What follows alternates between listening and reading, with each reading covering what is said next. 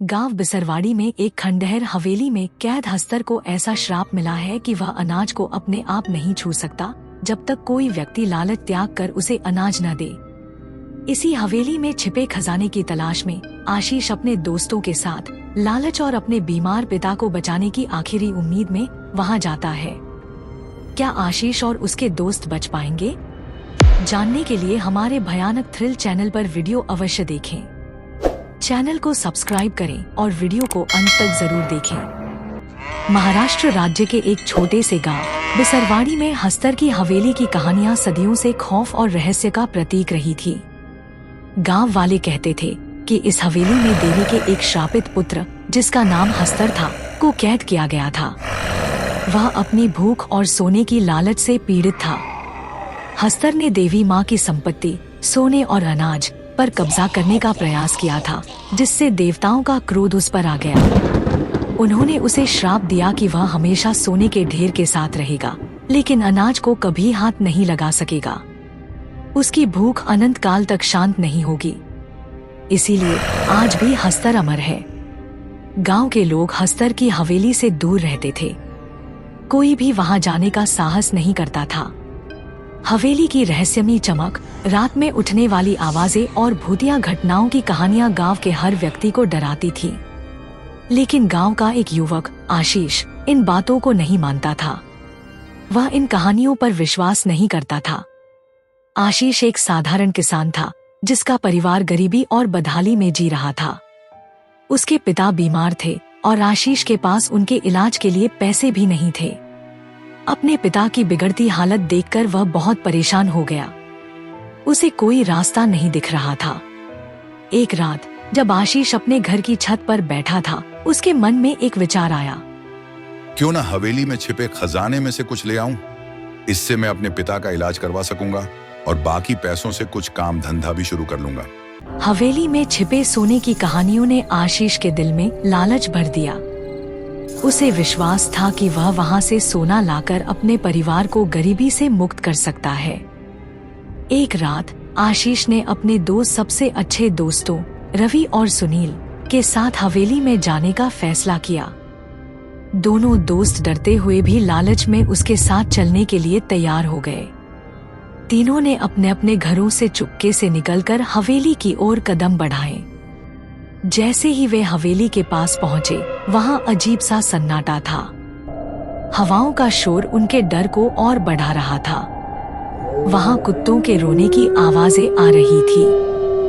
हवेली की दीवारें ऊंची और काली थी और उसकी खिड़कियां टूटी फूटी थी। अंदर से अजीब सी आवाजें आ रही थी, मानो हवेली खुद जिंदा हो। लेकिन आशीष का ध्यान अब भी सोने पर था। उसने रवि और सुनील को दिलासा देते हुए कहा, डरो मत, हम बस सोना लेकर जल्दी निकल जाएंगे।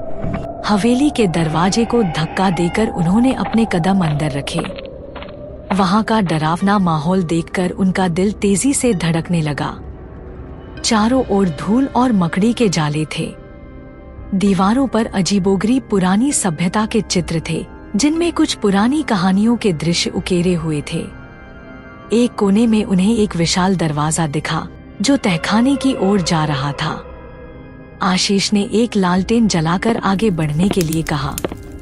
अंधेरे से भरी धूलगी हुई सीढ़ियों से तहखाने में उतरते ही वे तीनों हैरान रह गए। वहां सोने के सिक्कों का ढेर लगा हुआ था। उसकी चमक से पूरा तहखाना जगमगा उठा था। वहां सोने के लाखों सिक्के थे और बहुत सारा सोना बिखरा हुआ था। आशीष का दिल तेजी से धड़कने लगा। उसने एक सिक्का उठाने के लिए अपना हाथ बढ़ाया, तभी उसे महसूस हुआ कि हवेली के अंदर की हवा अचानक ठंडी हो गई है। एक गहरी, भारी आवाज तहखाने में गूंजने लगी। जैसे ही आशीष ने सिक्का उठाया, तहखाने के कोने से एक बड़ी परछाई उभरने लगी। वह परछाई धीरे धीरे आकार लेने लगी और लाल मांस से बनी एक विशाल आकृति में बदल गई। उसकी आंखों में लालच की भयंकर चमक थी और उसके सिर पर सोने का एक ताज था। यह हस्तर था, वही हस्तर जिसके नाम से लोग कांपते थे।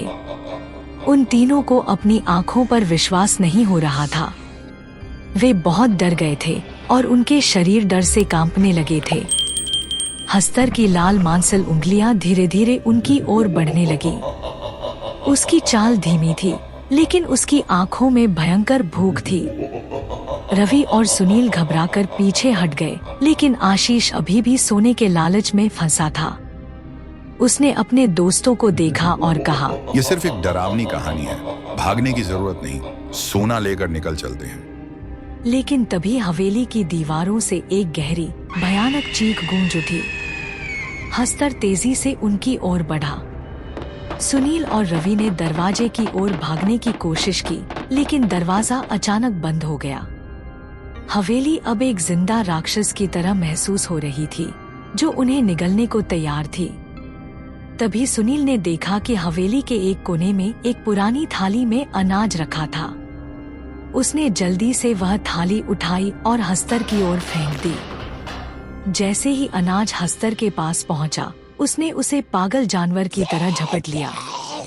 लेकिन उसी क्षण हवेली का माहौल और भयानक हो गया। हवाएं तेज हो गई और हवेली की दीवारें हिलने लगी। हस्तर की भूख और बढ़ गई थी। वह और ज्यादा शक्तिशाली हो चुका था। आशीष अब घबराने लगा था। उसने महसूस किया कि सोने के लालच में उसने बहुत बड़ी गलती कर दी थी। तभी उसे अपनी माँ द्वारा सुनाई गई एक पुरानी कहानी याद आई, जिसमें कहा गया था कि हस्तर को हराना मुश्किल है, लेकिन अगर कोई नेकदिल इंसान अपने लालच को त्याग कर हस्तर के सामने झुकता है, तो हस्तर उसका कुछ नहीं कर सकता। अपनी और अपने दोस्तों की जान बचाने की सोचते हुए आशीष बोला, रुको, मैंने गलती की है। ये सोना हमारा नहीं है, हम इसे नहीं लेंगे। लेकिन मैं तुम्हारी पीड़ा समझ सकता हूँ। हस्तर, तुम भी कभी एक देवता थे, लेकिन लालच ने तुम्हें यह बना दिया। आशीष ने धीरे धीरे सोने का सिक्का जमीन पर रख दिया और उसकी ओर मुंह करके बैठ गया। यह देखकर हस्तर भी शांत होने लगा। धीरे धीरे सभी दोस्तों ने हस्तर के सामने अपना लालच त्यागने की बात कही। हस्तर, जो अब तक आक्रामक हो चुका था, अचानक रुक गया।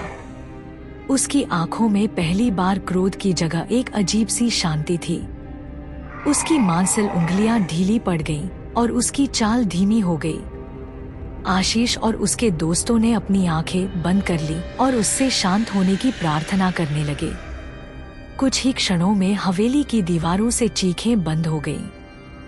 हवाएं रुक गईं और हवेली के भीतर का अंधकार धीरे धीरे कम होने लगा। हस्तर, जिसने सदियों से भूख और लालच का भार उठाया था, अब शांत हो चुका था। उसका लाल मांसल शरीर धीरे धीरे हवा में घुलने लगा और उसकी जगह एक नन्ही सी रोशनी फैलने लगी। यह रोशनी हस्तर की मुक्ति का प्रतीक थी। आशीष, रवि और सुनील ने हवेली के बाहर का रास्ता देखा, जो अब खुल चुका था। तीनों ने तुरंत वहां से बाहर निकलने का फैसला किया। जब वे बाहर निकले, तो हवेली के पीछे का अंधकार धीरे धीरे खत्म हो रहा था। हस्तर का श्राप अब टूट चुका था। हवेली अब भी वहां खड़ी थी, लेकिन वह अब एक श्रापित जगह नहीं थी। वह अब शांत और स्थिर खंडहर बन चुकी थी, जहां हस्तर की आत्मा को आखिरकार शांति मिल गई थी। अब बिसरवाड़ी के लोग खुशी से रहने लगे और उनका डर सदा के लिए खत्म हो चुका था। अगर आपको ये वीडियो पसंद आई हो, तो इसे लाइक और शेयर अवश्य कीजिए।